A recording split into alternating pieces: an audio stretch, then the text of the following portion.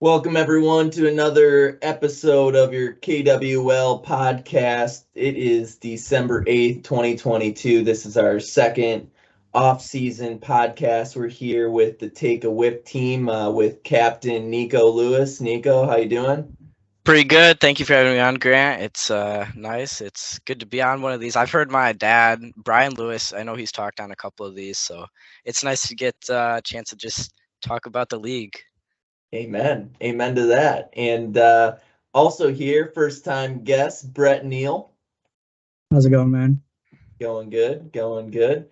So let's get started here. So for the listeners, the Take a Whiff team, it was their second year in 2022. In 2021, they had a team that was completely different than this year's roster, and they had one win. So going into 2022, there was a lot of talks of them not being able to form a team.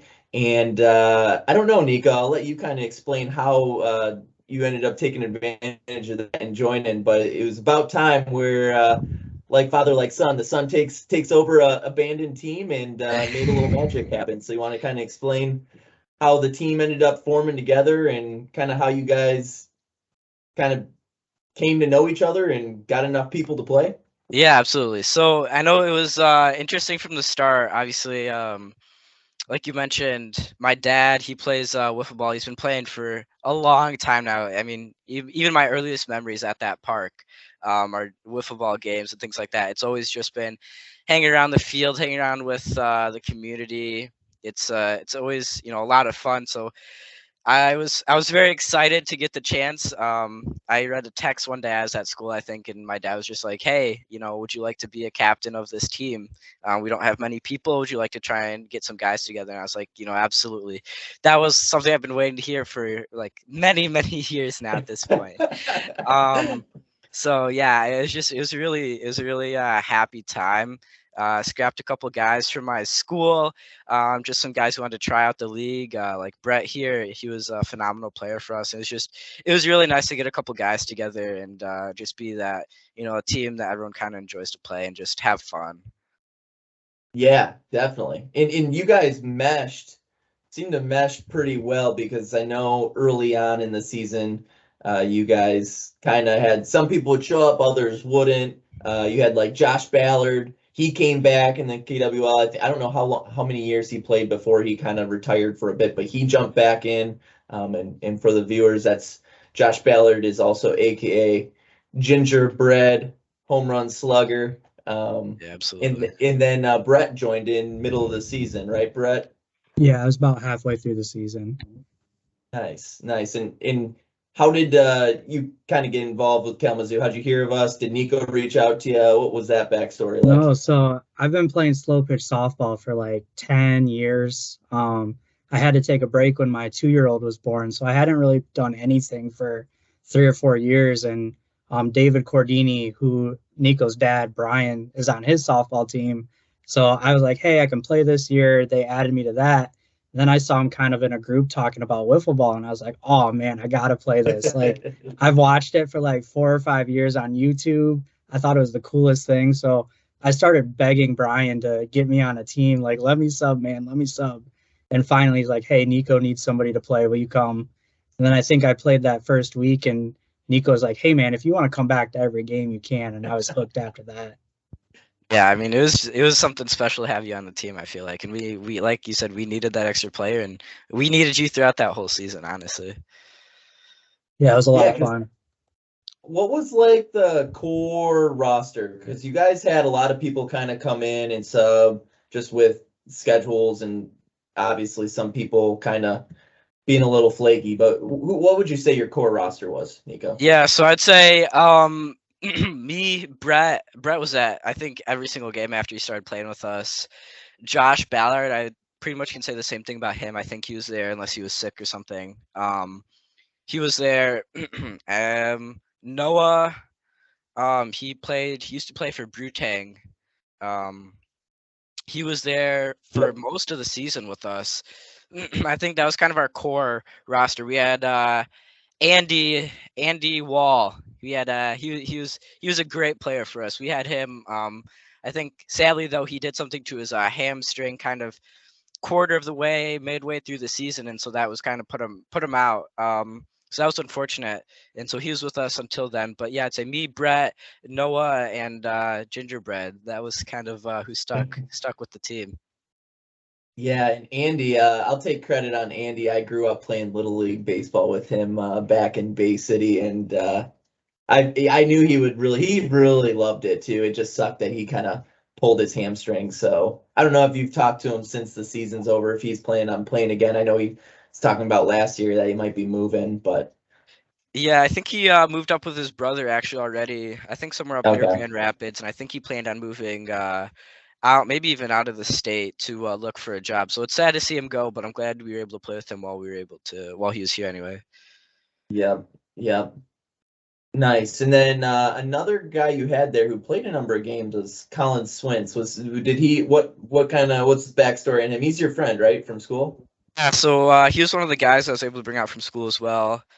So he was able to be with us until football started up. He was playing on the high school football team, and man, football, it's every day. I feel like it's either a game, practice, or workouts. I know he was probably one of the more ripped and jacked guys, especially for the high school.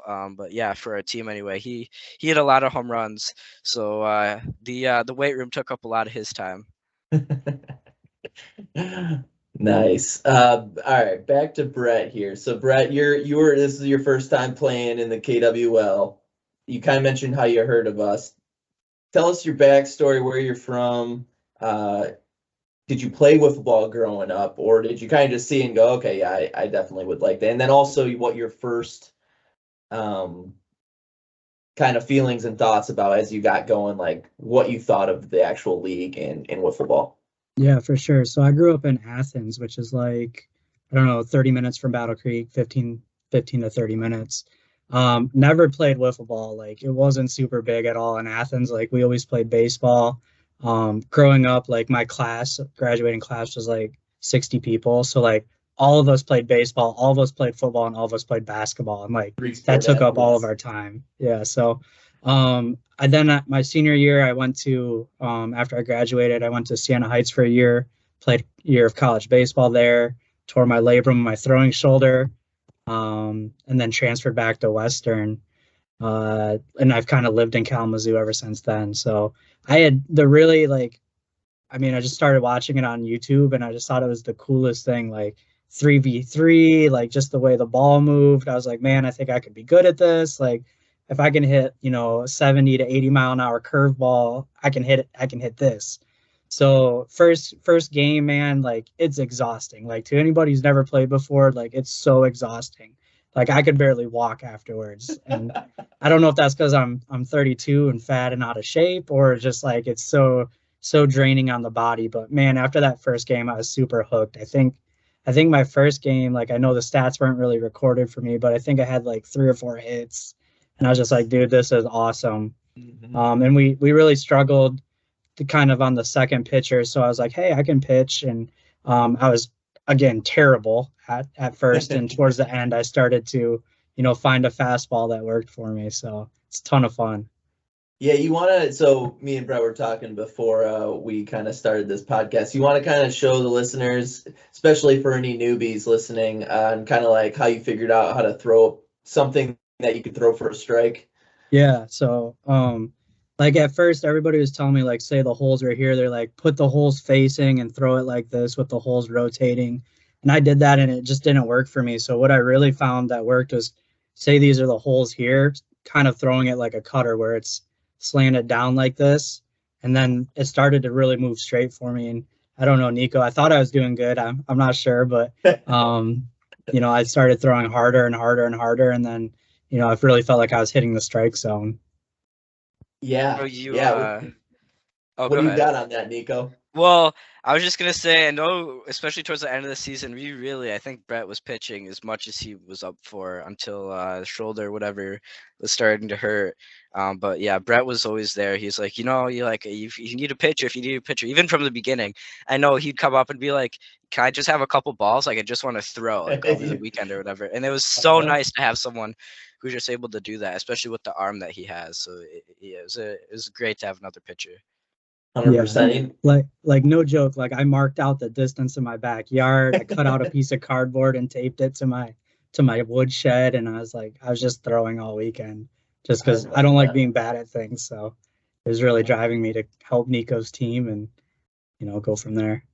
Those are the type of people who get hooked into wiffle ball, though. I can say the same thing. I'm glad you found out the cardboard thing, because a lot of people go, "Well, I don't have a strike zone." I'm like, dude, you get packages in the mail all the time. Yeah. It's literally the same size. Just duct tape that to something or tie it to something. Like, have a little bit of ingenuity. Yeah, I cut one out and then I just laid it on top and cut like 10 of them out. Yep. So, just kept taping them up. Yep. In Niko, so not to take any, you were the captain, and I think everybody's known you for a while, but this was your first year playing too. So what about your first season in the KWL? What were some of the hurdles, some of the things you've kind of learned along the way, and maybe some things that you didn't expect to kind of encounter, even though you're watching it, but just was when you're playing it, you kind of like, oh, this is different. Yeah. I mean, obviously playing it versus watching it, it's I think people talk about having like a sports IQ. You definitely need a wiffle ball IQ. There are many plays that you could do a little differently, and it doesn't just correlate to baseball. So I know I used to play baseball a lot growing up, and I was like, okay, like pretty easy, pretty similar. But I mean, just being out there's so many different things where you need to just think a little differently, play the ball a little differently, and it can get you, especially like Brett said, like after that first week, I was sore. Like even me, like as a young athletic person, I was sore, and I thought, like it was going to be a piece of cake, but no, my back, my legs, arms, everything, it gets you. So there's definitely a lot of things that are different watching it versus playing it, but the excitement, the energy, it's all the same, especially playing. If anything more, especially with the team, it's so much fun to get out there and play. Oh yeah. What was each of you, Niko, you can start, favorite aspect of the game between pitching, hitting, fielding? I have to say hitting. I just love hitting more than anything else. I don't know what the stats were or anything. I didn't really look at the end, but I felt I was able to hit fairly well. And we didn't go up against, like crazy pitchers. I mean, going up against like your team, Grant, I don't think I probably got like a hit that game or whatever. So going up against, like those really good pitchers, I still have areas to improve, but just for the social league, I was happy with that. I would like to be. Oh, thank you. I'd like to be a pitcher.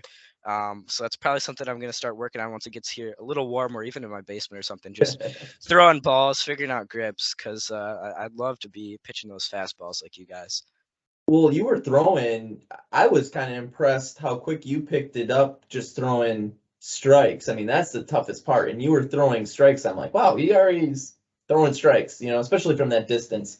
48 feet. Most people, when they do play wiffle ball early on, it's not from 48 feet. So yeah, I mean, I feel like I'm able to hit the strike board if I'd like to. It's just playing with these guys, especially the veterans who've been in so long, they know how to hit the ball. So if you just even if you get it to the board and it's not crazy fast or crazy curve, they're most likely going to get a hit off you, and that it hurts. It hurts the soul a little bit. So I try and put a little spin on it or whatever here and there, but yeah, I mean, in the end, it really is just trying to hit the board. Yeah. What about you, Brett?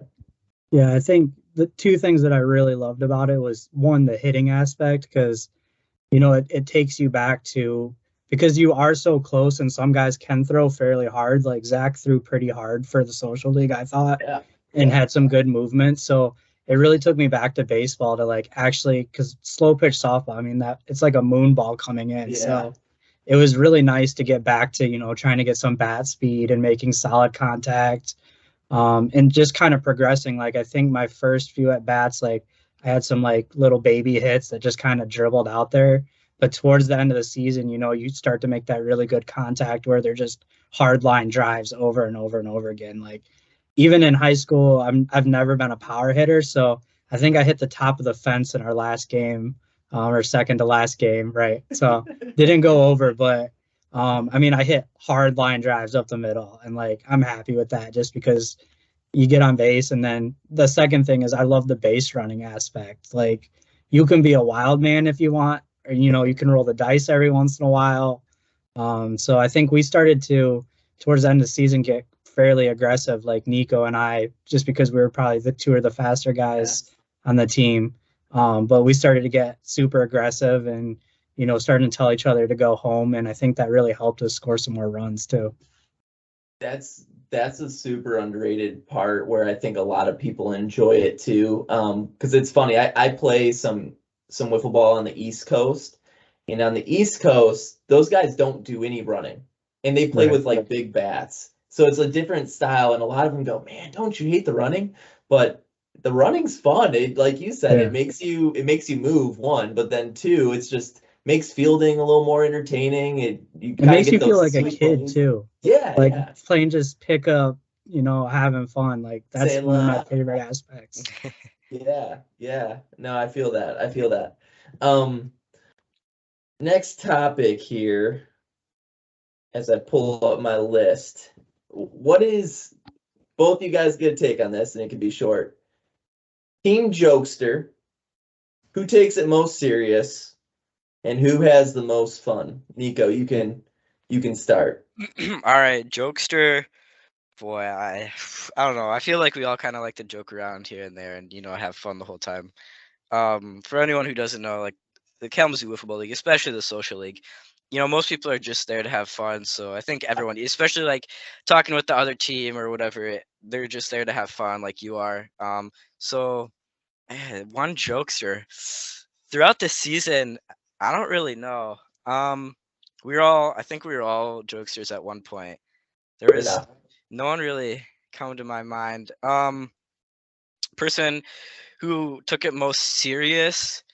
I know I definitely took it serious. But I think Andy, I mean, he played his heart out when he could.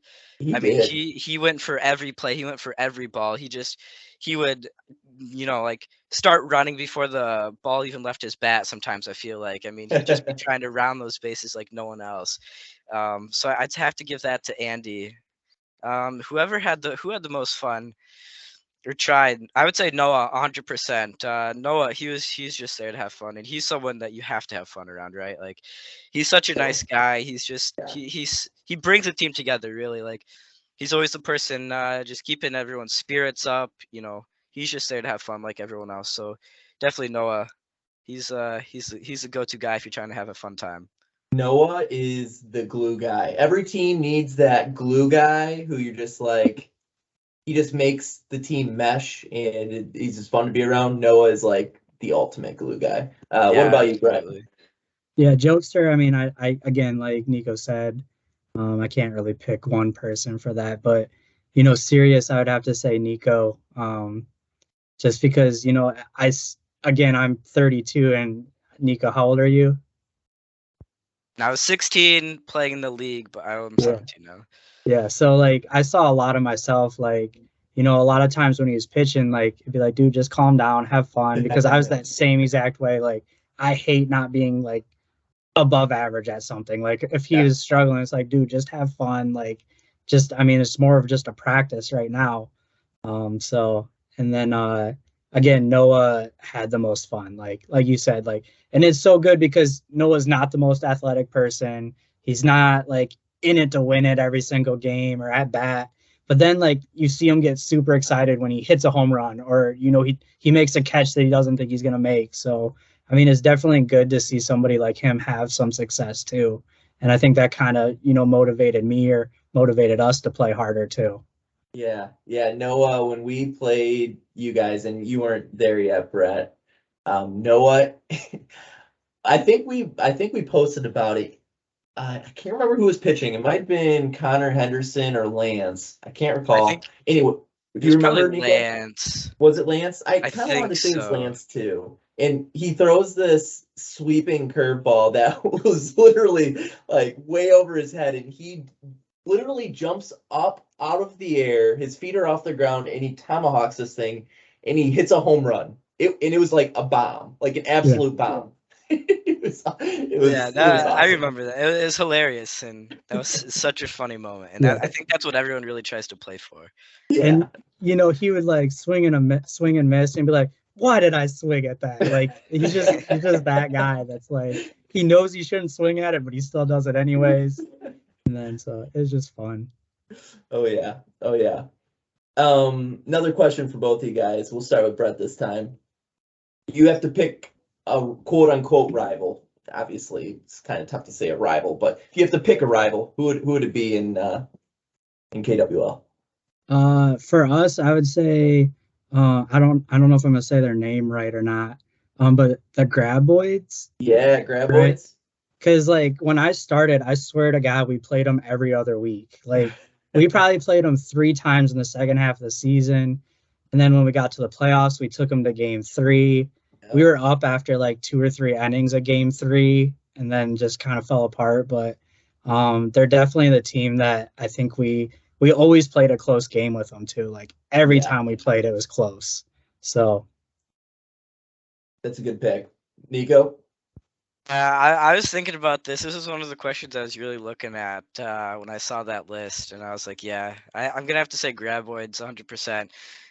We always had that friendly rivalry between us, whether it was like a close call or close play or close game. It was just always such a competitive, fun game between us. So I'm really looking forward to playing with them next season. I know they got some new guys, but I really hope they keep their roots and keep like Mike Siegel, Vinny, like Phil, all those guys. They're such good people, such good spirits in the league. It's just such a great team.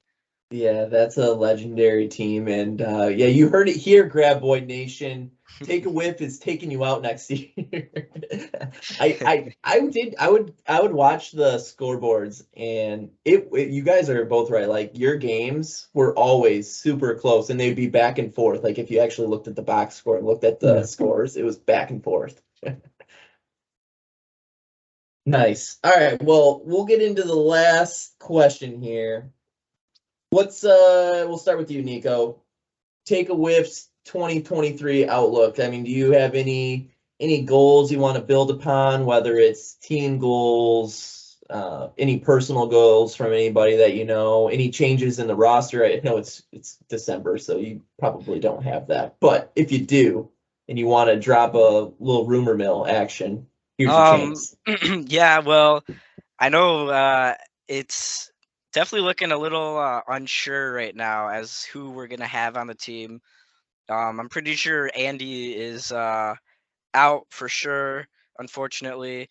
And speaking of just like goals and stuff that I want to take the team to, at least I would like to have this team eventually in the competitive side. I know because I really want to play there at some point. But yeah, kind of just bringing it a little more competitive side for the team, get that extra hit, get that extra out or whatever.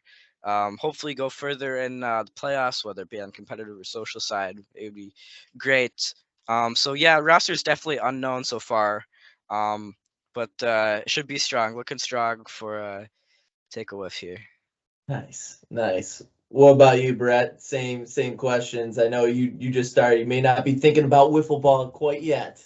No, I absolutely am. Like I had so much fun and like so grateful for Niko to give me the chance to play on his team, but potentially making my own team this year. To bring some more guys into the league, some guys that have never played before. So a couple guys from that I played, baseball all the way up through in high school.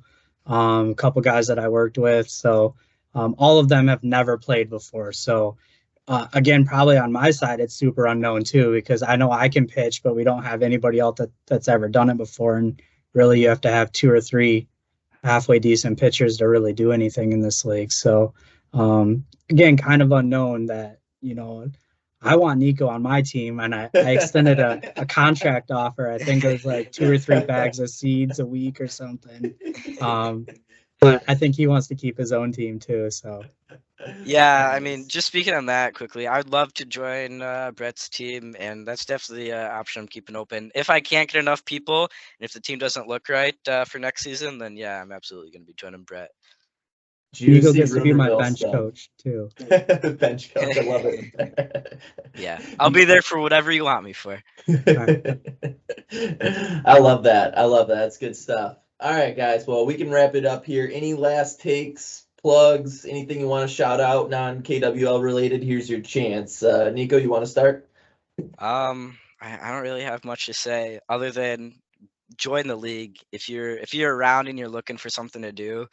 Once a week until, like playoffs or whatever. Or if I mean, it can be more honestly, but really it's just once a week to get out. Just like you said, get moving. Especially if you make a team with your friends or join a team and you have people on it. It's just so nice to be around with friends. And it's great Yeah. to meet people you don't know. A lot of these guys are super nice. Most of these, like I can't think of anyone really who's just not fun to be around in this league. It's great to play. It's so much fun. So I'd say even if you're, like interested in the slightest bit, just come play a game or, even preseason or whatever, just come pop out. It's a lot of fun. Church. What about you, Brett? Yeah, same thing. Like I never played it, never picked anything up, and what to do with wiffle ball. And once you get out there, like I had a smile on my face. Like I wanted to play more games. Like, if we lost a game, be like, let's play again, let's run it back. Like it's just so much fun, and it's the closest thing as an adult or to playing competitive baseball again, in my opinion. 100%. So just so much fun to have the competitiveness and running around and getting in shape. Like hardest workout I've ever done is to play 2 games. Yep, I can't argue any of that. So awesome. All right, guys. Well, appreciate you hopping on. We're going to be doing more of these throughout the off season here, and sounds like we may be even having a podcast host during season. Don't mark my words there, but that's another rumor mill drop for the viewers. So Awesome. yeah, It'll be there it fun. is, everybody. Thanks for listening, and we'll catch you next time. Thanks.